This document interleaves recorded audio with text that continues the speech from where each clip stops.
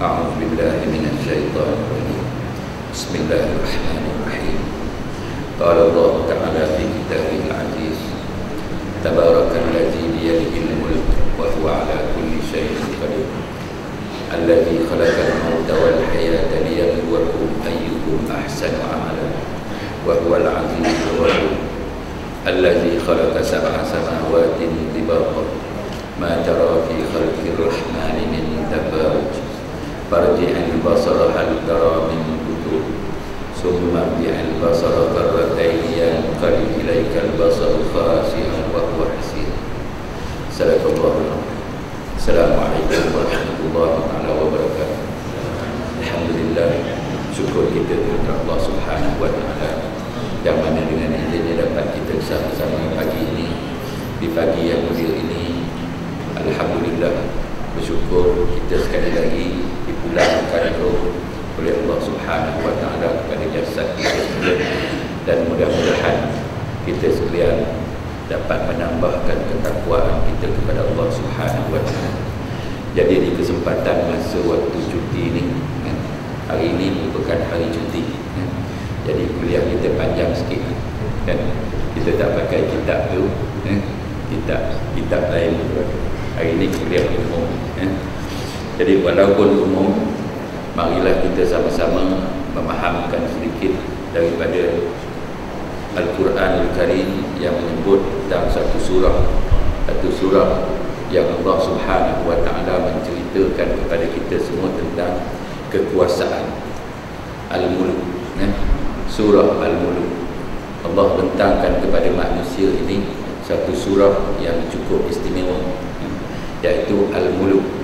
Surah Al-Mulk ini diambil daripada perkataan Malik. Malik ni maknanya raja lah, ataupun kuasa, disandarkan kepada raja, Jadi raja-raja ni asalnya dilantik daripada golongan orang yang bertakwa kepada Allah Subhanahu wa taala. Jadi raja-raja yang ada dalam negara kita ni, wallahu a'lam, dilantik daripada golongan yang bertakwa ke tidak ke, wallahu a'lam. Tetapi asalnya raja-raja ataupun yang disebut oleh Allah dalam surah Al-Mulk ini diambil daripada perkataan, maknanya Al-Mulk itu sendiri bermakna kerajaan, kerajaan yang berlandaskan kepada kepimpinan yang di atas daripada Allah Subhanahu wa taala. Kerajaan itu sebuah kerajaan yang ada di atas muka bumi ini, yang diiktiraf oleh Allah Subhanahu wa taala ialah sebuah kerajaan yang menurut daripada Al-Quran dan hadis Nabi sallallahu alaihi wasallam, ijma' ulama dan qiyas. Dia ada 4 sumber perundangan Islam itu. Pertama Al-Quran, kedua hadis Nabi, ketiga ijma' ulama, dan yang keempat ini qiyas. Qiyas ni dia tak semua orang boleh buat qiyas. Dia ulama sahaja yang boleh mengkiaskan sesuatu masalah, kan? Sebab tu disebut ulama, dia ada title dia, dia boleh buat kias. Contohnya seperti sesuatu perkara yang memabukkan itu disebut dalam Al-Quran hukumnya haram, jadi dadah ni adakah hukumnya haram juga? Dia kira kalau ulama kiaskan bersandar kepada ayat Al-Quran tadi, maknanya jadi haram. Ataupun kita sebut sekarang ni dia sebut daun apa? Daun ketum, kan? Daun ketum ni haram ke, harus ke apa? Harus bila dia jadi ubat, tetapi kalau kita makan begitu je jadi haram. Ulama kiaskan daripada hukum haram yang disebut oleh Allah Subhanahu wa taala dalam Al-Quran. Jadi kita orang awam yang tak mengaji ni, dia tak boleh nak buat suatu hukum kias. Jangan pandai-pandai, kan? Kalau nak buat juga kena jadi ulama, kan? Kena mengaji, jadi alim, insya-Allah. Tapi wallahu a'lam, ulama-ulama yang kita maksudkan di sini ialah bermaksud orang yang banyak pengetahuannya tentang ilmu agama. Itu maksud ulama ni. bukan ilmu dunia.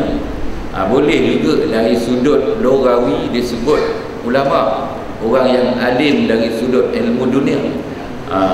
Ulama juga namanya, tapi ulama dunia, kan? Bukan ulama akhirat. Sebab tu ulama di situ dia ada dua bahagian ulama dunia dan ulama akhirat. Jadi ulama dan umara ini dia kena bersama-sama tu. Dia tak boleh kita asingkan. Banyak perkara dunia, ulama akhirat ini dia tak berapa faham. Sebab tu ulama dan umara ini dia kena bersama-sama.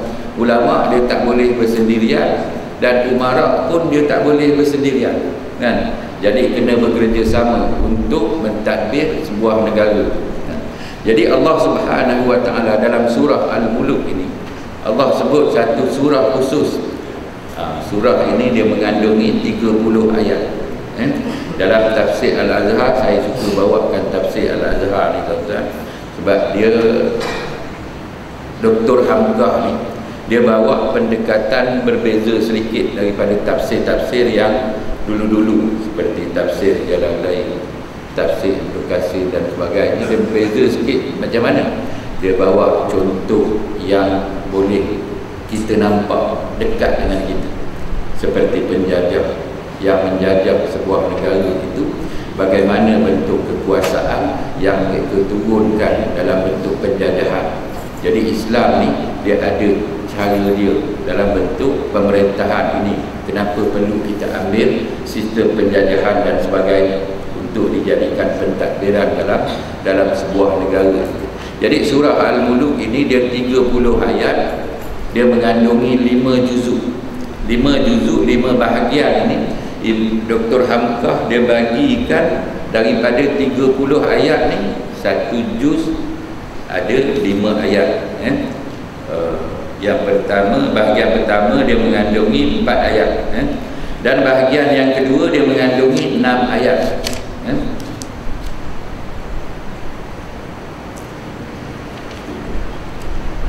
Dia mengandungi 7 ayat.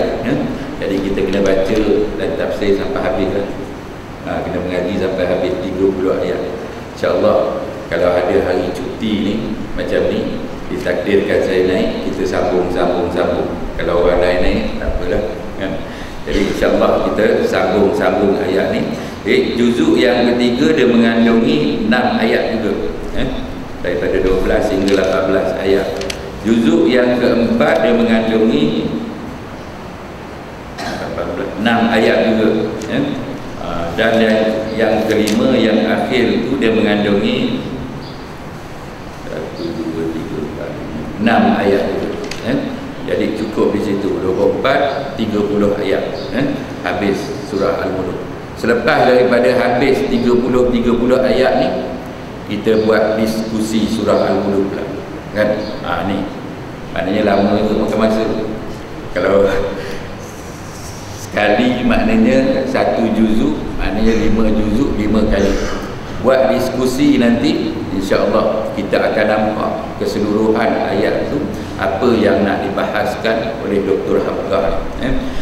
Beliau membawakan satu pendekatan yang berbeza, yang dekat dengan diri kita di zaman penjajah. Kita ni, tuan-tuan, dijajah oleh Inggeris. Kalau macam di Indonesia itu oleh Belanda, kan? Jadi banyak dalam tafsir Dr. Hamkah ni dia bawa penjajahan Belanda. Jadi kita pun boleh kiaskan apa unsur-unsur penjajahan Inggeris masa di negara kita. Jadi surah Al-Mulk ini dia menceritakan daripada awal. Allah Subhanahu wa taala sebut, Tabarakallazi biyadihil mulk wa huwa ala kulli syai'in qadir. Allah memulakan ayat ini dengan perkataan tabarruk. Tabarakallazi biyadihil mulk wa huwa ala kulli syai'in qadir. Segala keberkatan yang ada di atas muka bumi ini di tangan Allah Subhanahu wa taala. Segala kekuasaan, keberkatan, kenikmatan yang semalam Dr. Sahibus Samahah sebut tu berada di tangan Allah Subhanahu wa taala. Perkataan tabarruk ini apa tu? Tabarakallazi. Kita dalam masyarakat kita sebutlah barakah. Tabarruk maknanya barakah. Tabarakalladzi. Barakah ni apa benda tuan-tuan? Suatu benda yang diberkati oleh Allah Subhanahu wa taala. Maka dalam konteks ini ulama-ulama dia terjemahkan dan uraikan dengan begitu banyak perkataan tabarruk. Tabarak. Barakah ini dia mengandungi barakah dari sudut tempat, barakah dari sudut masa, barakah daripada sudut manusia itu sendiri pun ada. Manusia yang paling banyak mengandungi barakahnya di batang tubuhnya siapa dia tuan-tuan? Nabi SAW. Tidak ada manusia yang selain daripada Nabi mengandungi barakah.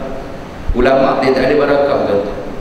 Sebab tu kita nak cium tangan dia, nak menghormati dia, tak apa boleh. Tetapi jangan kita ambil jubah dia, kita minta songkok dia, kita minta selipar dia, konon-konon katanya nak dapat barakah. Kita menghormati tak apa di atas title dia sebagai ulama-ulama besar. Contoh macam almarhum ni mufti semalam tu, maknanya kita nak sayang dia, kita nak ambil barakah dari sudut zahirnya. Kadang-kadang barakah ni dalam salam ni dia ada barakah kan? Tapi bukan barakah maknanya yang kita kehendaki yang nak sama dengan Nabi. Kena ingat dia ada beza. Barakah yang ada pada Nabi dia berbeza dengan barakah yang ada pada manusia biasa. Memang Nabi ini manusia seperti kita, tetapi dianugerahkan oleh Allah Subhanahu wa taala keberkatan yang istimewa yang tak ada pada manusia biasa seperti kita. Walaupun dia menjadi ulama besar dan sebagainya. Jadi kalau kita nak cium dia, nak bertemu pipi, nak ambil barakah dari sudut zahirnya tu, tu tak apa. Jangan kita minta. Ada orang kadang-kadang berlaku di zaman kita, di dalam masyarakat kita, dia nak dapat barakah, dia minta kopiahnya ulama kan, konon dapat barakah kan. Kadang-kadang dia minta ni baju mufti besar dipakai. Saya tak boleh lepaskan peluang ni, ambil bawa balik. Buat apa? Allah alam, ikut suka dia nak buat. Kadang-kadang air ni begitu juga. Ulama besar minum, ada baki, aku nak minum lah, nak dapat barakah. Katanya konon tak ada barakah, tidak mengandung barakah kecuali Nabi SAW. Di sana ada barakah juga yang disebut sebagai tempat yang paling berkat, tempat yang mengandungi penuh barakah di atas muka bumi ini. Di mana tu? Boleh jawab? Makkatul Mukarram, Madinah Al-Munawwarah, Masjidil Aqsa kan. Tapi sampai ke hari ini Masjidil Aqsa terlepas daripada tangan orang Islam. Tempat yang mengandungi banyak barakah ialah Makkah Al-Mukarramah. Selain daripada Mekah, Madinah dan Masjidil Aqsa, tempat dia tidak mengandungi barakah. Jangan di Kuala Lumpur apatah lagi tak ada barakah kan. Di Kahirah itu sendiri pun dia tak ada barakah. Dia tak ada barakah. Makam Imam Syafi'i itu pun dia tak ada barakah kan. Tu maknanya kita kena faham, tempat yang mengandungi barakah itu adanya di Makkatul Mukarramah, di Madinah Al-Munawwarah sahaja, dan Masjidil Aqsa. Kalau kita pergi ke sana, mintalah keberkatan dari sudut tempat yang aku sampai ini kepada Allah Subhanahu wa taala dengan penuh barakah. Itu pun kalau kita laksanakan perintah Allah sahaja mendapat barakah. Ni Islam dia detail. Benda-benda macam ini kena faham kan? Kita kalau sembahyang, berdoa dan sebagainya di tempat itu akan mendapat barakah daripada Allah Subhanahu. Kalau pergi saja-saja jadi Tok Syekh Haji, yelah Tok Syekh Haji ni kadang-kadang dia selalu pergi. Syekh yang bawa umrah ni ke, yang dinali sebagai mandub. Mandub ni kata dalam bahasa Arab orang yang membimbing kan untuk pergi ke Mekah. nak buat umrah ataupun haji. Dia duduk di hotel je. Yalah, maklumlah dah selalu pergi. Dia tidak akan dapat barakah. Dia duduk di hotel. Kecuali dia beribadat kepada Allah Subhanahu wa ta'ala, barulah dia akan dapat barakah daripada Allah Subhanahu. Itu dari sudut tempat. Lain daripada itu, ada juga ulama-ulama menyebutkan dari sudut masa. Masa ni ada masa yang mengandungi penuh barakah. Bila masanya? Ada siapa tahu?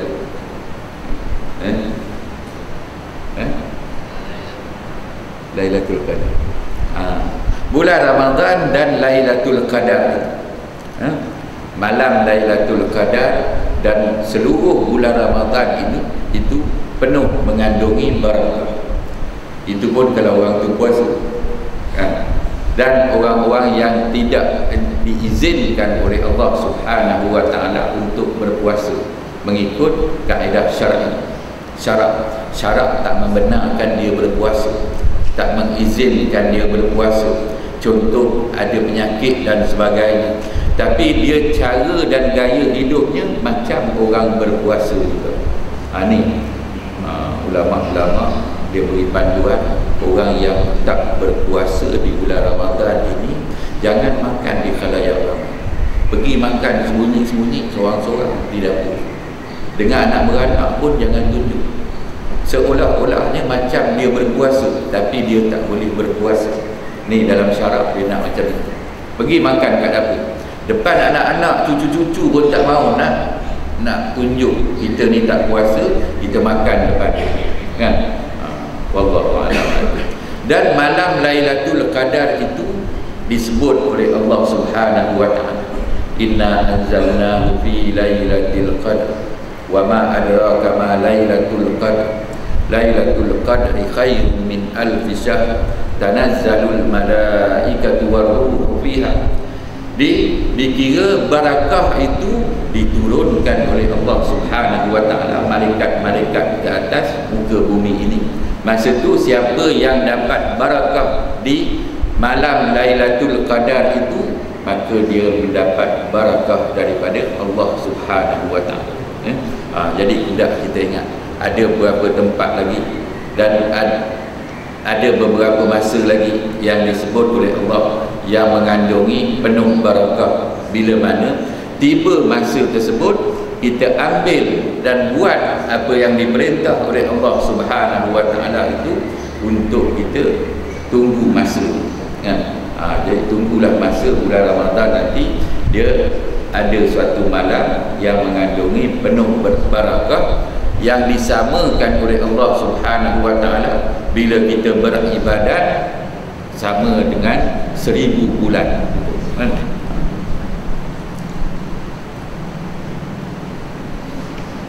Itu persoalan barakah. Itu baru satu perkataan tu. Tabarakallazi biyadihil mulk. Biyadihi ni macam mana tu? Dengan di atas kekuasaan, di atas dengan tangan Allah Subhanahu wa ta'ala. Tangan-tangan di sini tuan-tuan, dari sudut akidah tuan-tuan, ilmu tauhid, jangan kita samakan Allah Ta'ala sebut biyadihil mulk, di atas kekuasaan aku, di tangan aku kekuasaannya, kata Allah Subhanahu wa ta'ala. Jangan sekali-kali kita bayangkan tangan Allah Subhanahu wa ta'ala ini dengan tangan manusia macam kita. Hukumnya jadi syirik kita kepada Allah Subhanahu wa ta'ala. Na'udzubillah min dzalik. Jadi mudah-mudahan hendaklah kita faham ilmu tauhid dengan sebaik-baik. Tangan yang dimaksudkan di sini dengan kekuasaan Allah Subhanahu wa ta'ala, ataupun tangan Allah, pertamanya jangan samakan dengan tangan manusia, dan kekuasaan yang disebutkan oleh Allah Subhanahu wa ta'ala ini jangan samakan juga dengan kekuasaan manusia itu. Yalah, kita di sini ada Perdana Menteri, ada yang di-Pertuan Agong. Kalau negara-negara ada presiden ni, dia ada presiden sebuah negara itu. Jadi mereka ini ada kuasa. Kekuasaan itu di tangan dia, kan? Tetapi kena ingat, presiden yang bertakwa kepada Allah, Perdana Menteri yang bertakwa kepada Allah Subhanahu wa taala, dia tak boleh buat sesuatu kekuasaan itu mengikut sesuka hati dia. Segala kekuasaan diturunkan oleh Allah Subhanahu wa taala melalui Al-Quranul Karim itu, dan disuruh dan diperintah oleh Allah ambil Al-Quran itu. Sebab tu segala pemerintah-pemerintah yang tidak melaksanakan perintah Allah mengikut Al-Quran ini, bermakna pemerintah itu, kalau nak cakap kasar, selain daripada nak cakap kasar lagi, segala pemerintah itu dia mengikut pemerintahan syaitani, kan? Kena kasar sikit. Ada tempat kena kasar-kasar. Segala pemerintah yang tidak mengambil pemerintahan yang diturunkan oleh Allah Subhanahu wa taala melalui Al-Quran ini, maknanya dia dah lari daripada asal pemerintahan itu yang diturunkan melalui Al-Quran. Dia kena ambil Al-Quran, mengikut daripada atas Allah Ta'ala kekuasaan yang paling besar. Di bawah-bawah ni, di atas muka bumi ini, semua pemerintah-pemerintah Islam yang nama Islam, bila dia ambil melalui Al-Quran, dia akan selaras, dia akan selari, kan? Maknanya cantik tak Allah Ta'ala susun benda tu? Cantik tu, jadi dia mempunyai kekuasaan mutlak. Kalau manusia nak ikut suatu pemerintahan itu, peraturan semua ada. Di sana ada hukum hudud, hukum kisah, hukum ta'zir. Hukum ta'zir ni tuan-tuan, ramai orang dia salah guna pada hari ini. Hukum ta'zir, salah satu contohnya dalam bab nikah kahwin. Ni contoh paling mudah nak bagi kita nampak. Dalam bab nikah kahwin ni, pemerintah yang mengeluarkan suatu peraturan, suatu undang-undang itu wajib kita ikut, kerana undang-undang tersebut daripada raja. Contoh, kita nak nikah kahwin ni, tak boleh orang ikut suka hati dia pergi nikahkan tanpa ada surat menyurat dan sebagainya. Dalam buku yang dikarang oleh Sahih Musamaha semalam, Kitab Fiqhul Manhaj, disebut orang yang nak mendirikan rumah tangga ini wajib ikut pemerintah. Maknanya kena ikut sistem surat menyurat itu. Wali yang dilantik itu, wali hakim itu wajib kita ikut. Maknanya sultan tu cantik tak? Sultan turunkan wali-wali ini, wali hakim namanya, diwakilkan kepada wali yang dilantik secara sah oleh pemerintah. Dalam masalah tu, dia hukumnya hukum ta'zir, tuan-tuan. Dia tidak sama seperti hukum hudud, hukum kisah, dan wajib kita ikut cara dan kaedah yang disusun. Kena tulis surat, kena buh nama, kena berbagai-bagai lagi bentuk surat menyurat yang perlu dicantikkan, wajib kita ikut, tuan-tuan. Sebab di situ hukum ta'zir, dia bukan hukum hudud, hukum kisah dan sebagainya. Jadi itu satu benda. Tabarakallazi biyadihil mulk wa huwa ala kulli syai'in. Dan yang ketiganya dalam ayat itu, Allah Ta'ala sebut, Allah Ta'ala layaklah nak cakap macam itu. Kita ni tak layak nak cakap macam itu. Wa huwa ala kulli syai'in. Dia yang mempunyai semua kekuasaan. Semua kekuasaannya di tangan dia. Balik kepada biyadihi, kan? Bila kita balik kepada biyadihi itu, fi kulli syai'in qadir wa huwa ala kulli syai'in qadir. Dia yang mempunyai kekuasaan yang cukup luas. Tak boleh bangkang, tak boleh cakap apa. Apa yang Allah Ta'ala buat, perintah kepada manusia ini, wajib kita ikut. Bila semua pemerintah letak macam tu, aman, damai, makmur negara, kan? Ni hari ini jadi bercelarunya sebuah negara itu disebabkan tidak meletakkan asas yang diturunkan oleh Allah Subhanahu wa taala melalui Al-Quran, menyebabkan bercelaru. Ni kena pandang. Kalau nak cerita lagi panjang juga, contoh di atas muka bumi ini banyak. Negara Mesir, kan? Negara Mesir, Allah Ta'ala anugerahkan kepada dia satu sumber ekonomi yang begitu besar, lebih besar daripada negara-negara Arab yang lain. Tetapi hari ini negara Mesir dia jadi negara paling miskin. Allah Ta'ala sebut dah, wattini wazaituni wa turi sinina wa hadzal baladil amin laqad khalaqnal insana fi ahsani taqwim summa radadnahu asfala safilin. Ayat tu dia lain sikit. Wattini wazaitun wa turi sinin, bukit Tursina yang aku anugerahkan ke negara Mesir ni tuan-tuan, lebih besar, lebih kaya daripada seluruh rantau Arab yang ada minyak tu yang Allah Ta'ala. Hari ini bumi Mesir ini dipandang oleh manusia hina masyarakat dia, hina pemerintah dia, dan dikuasai oleh Yahudi dan Nasara. Dikuasai oleh Yahudi. Bukit Tursina ni tuan-tuan, besar dia besar mana tuan-tuan? Ni besar semenanjung Malaysia ni tuan-tuan, Bukit Tursina. Wattini wazaituni wa turi sinina wa hadzal baladil amin. Allah Ta'ala kata negara ini akan jadi negara yang paling aman, makmur, damai di atas muka bumi. Allah Ta'ala sebut dia. Tapi hari ini bercelah, siapa yang ambil alih pemerintahan? Sisi. Sisi ambil alih pemerintahan. Sebelum ni datang dah pemerintah Islam, pemerintah Islam Ahmad Mursi. Saya tengok dia sedikit sebanyak dalam masa setahun aja dia memerintah tuan. Masya Allah, banyak kebaikan yang dia bawa ni.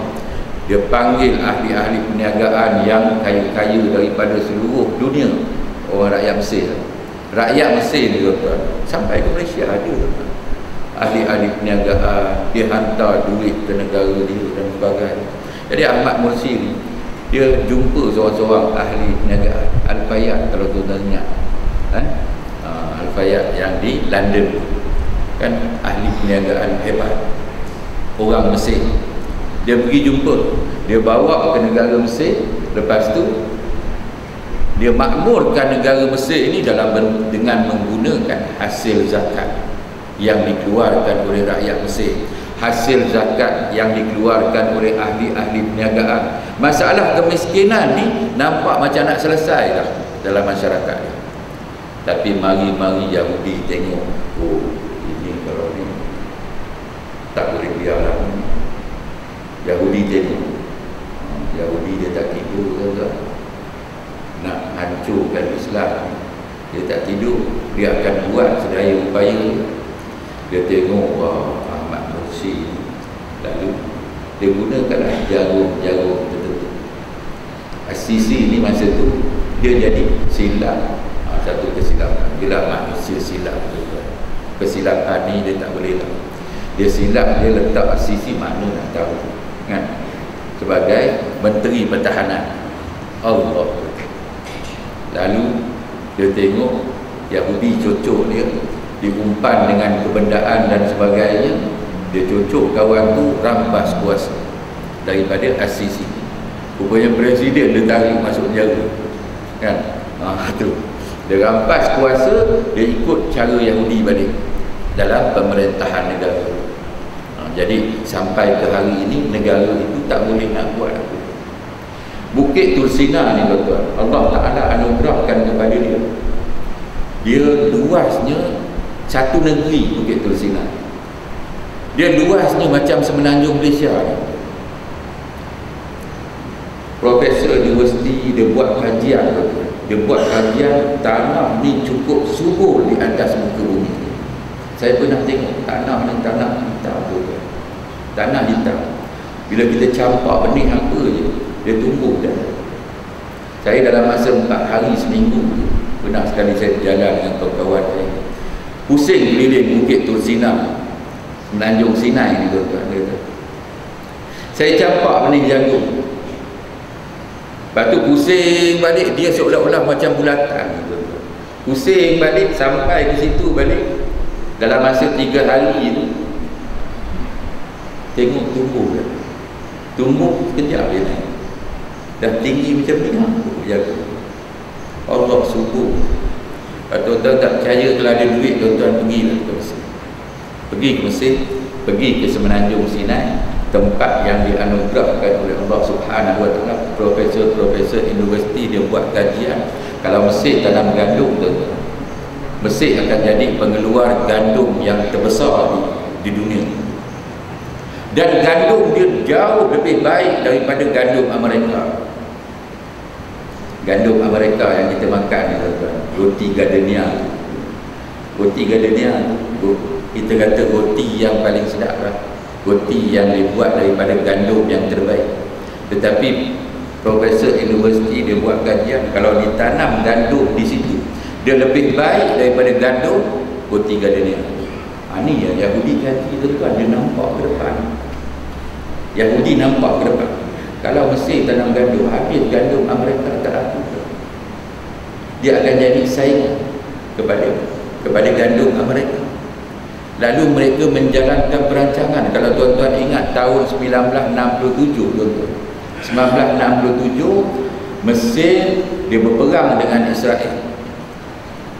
Bila dia tawan semenanjung Sinai tuan-tuan, Israel tawan semenanjung, salah satu nak buat perjanjian damai, dia terikat balik dengan perjanjian Camp David di bawah. Tahun 67. Masa tu kita pun tak lahir, dah lahir dah 3 tahun. Tapi sejarah ni kita bila baca kitab-kitab dan sebagainya, kita tahu melalui tafsir-tafsir. Jadi dia ikat dengan perjanjian Camp David. Salah satu perjanjian dia pelik sungguh tu. Salah satu perjanjian, aku boleh beri kemerdekaan kepada semenanjung Sinai ini, aku boleh lepaskan semenanjung Sinai ini, tapi dengan syarat dalam perjanjian itu Mesir tak boleh tanam gandum. La ilaha, punya dan pikiran. Itu pemimpin yang tak faham. Masa itu siapa tuan-tuan? Anwar Sadat, pemimpin Mesir, presiden Mesir pada ketika itu. Naik lepas tu Hosni Mubarak 35 tahun dia memerintah Mesir. Ni daripada tentera juga Hosni Mubarak. Dia pilot bawa kapal terbang tentera Hosni Mubarak. Kan? Jadi sampai ke hari ini Mesir tak boleh. Sampai kepada Ahmad Mursi, dia kira nak langgar perjanjian tersebut. Ini hak aku, hak negara aku. Di atas sifat begitulah Yahudi dan Nasara mula mengatur perancangan, gulingkan orang ni. Dia ambil orang daripada tentera juga. As-Sisi ni sekarang ni, As-Sisi ni dikawal oleh seluruh keliling kelalang dia ni, komando-komando tentera Israel. Dia dah tak percaya kepada tentera. Rekod 2 kali dah ada 2 orang presiden dibunuh oleh tentera yang duduk keliling kelalang dia, yang bunuh dia. Hosni Mubarak dengan Anwar Sadat. Kan? Jadi inilah benda tuan-tuan yang kita kena tahu cerita. Wa huwa ala kulli syai'in qadir. Jadi nak kata kekuasaan Allah Subhanahu wa taala dan kekuasaan manusia ini, dia mencekam sebuah negara pada hari ini dalam bentuk penjajahan yang dia buat ni tuan-tuan.